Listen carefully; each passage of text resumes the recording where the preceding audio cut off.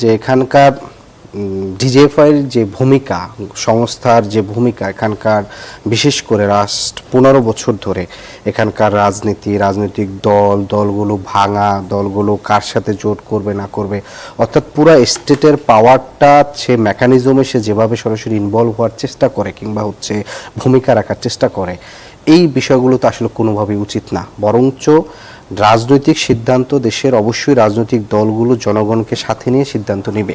সেখানে কোনো সংস্থা বিভিন্ন ধরনের হস্তক্ষেপ করা কিংবা হচ্ছে ভূমিকা রাখার চেষ্টা করা, এটা আসলে কোনোভাবেই উচিত না। বরঞ্চ না, এটা আমি আস্তে আস্তে আসতেছি, এই জায়গাটিতে কোনোভাবেই উচিত না। এবার আসি আপনার প্রতিষ্ঠান হিসেবে যে সেনাবাহিনীর ক্ষেত্রে আমি সমালোচনার আমি যদি মন্তব্য করি, সেক্ষেত্রে আমি দুটো পার্টে মন্তব্য করব। প্রথমত হচ্ছে অ্যাজ এ সেনাবাহিনীর যারা সৈনিক থেকে শুরু করে সার্জেন্ট পর্যন্ত আছেন, অর্থাৎ যারা কর্মকর্তা বা অফিসার না, তাদের যে লাইফস্টাইল কিংবা হচ্ছে তাদেরকে যে বেতন কাঠামোর মধ্যে রাখা হয়, এটা আসলে তাদের প্রতি এক ধরনের অবিচার রাখা হয়। বরঞ্চ আমরা মানুষের সামনে সেনাবাহিনীর ভাবমূর্তিটা যার মাধ্যমে খারাপ হয়েছে, সেটা হচ্ছে সেনাবাহিনীর অল্প কিছু উচ্চাকাঙ্ক্ষী কর্মকর্তা থাকে যারা অনেক সময় রাজনৈতিক ধারা প্রভাবিত হয় এবং সরাসরি ফ্যাসিবাদী শেখ হাসিনা তাদেরকে সরাসরি রাজনৈতিকভাবে নানাভাবে ব্যবহার করে। এবং আপনার মনে আছে যে কিছুদিন আগে একটা নিউজ আসছে যে জিয়াউল তিনি প্রায় 1000 গুম বা বিচার বহির্ভূত হত্যার সাথে জড়িত ছিলেন। দ্বিতীয়ত বিষয় হচ্ছে এখানে যেটা করা হয় যে উপরোক্ত যারা অফিসার থাকেন তাদেরকে নানাভাবে সুযোগ সুবিধা দিয়ে নানাভাবে তাদেরকে একটা বশীকরণের মধ্যে এক ধরনের নিয়ে আসা হয়।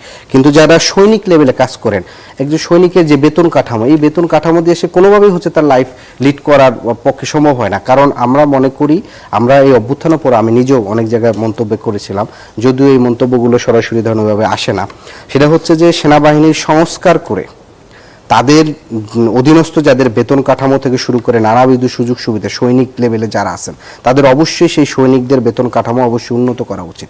তাদেরকে যেই লেভেলের ধরেন আপনার এক ধরনের এটা কি বলা হয়, অমানবিকতার মধ্যে দিয়ে যাওয়া হয়, সেটা কোনোভাবেই উচিত না। কিন্তু সেনাবাহিনীর উপরের কর্মকর্তাদের মধ্যে আবার দুইটা পার্ট। একটা পার্ট যারা সরাসরি রাজনীতির সাথে নানাভাবে সংশ্লিষ্ট হওয়ার চেষ্টা করে কিংবা ভূমিকা রাখার, তাদেরকেও এটা সতর্ক হওয়া উচিত, কোনোভাবেই এই জায়গাটি ইনভলভ হওয়া উচিত না।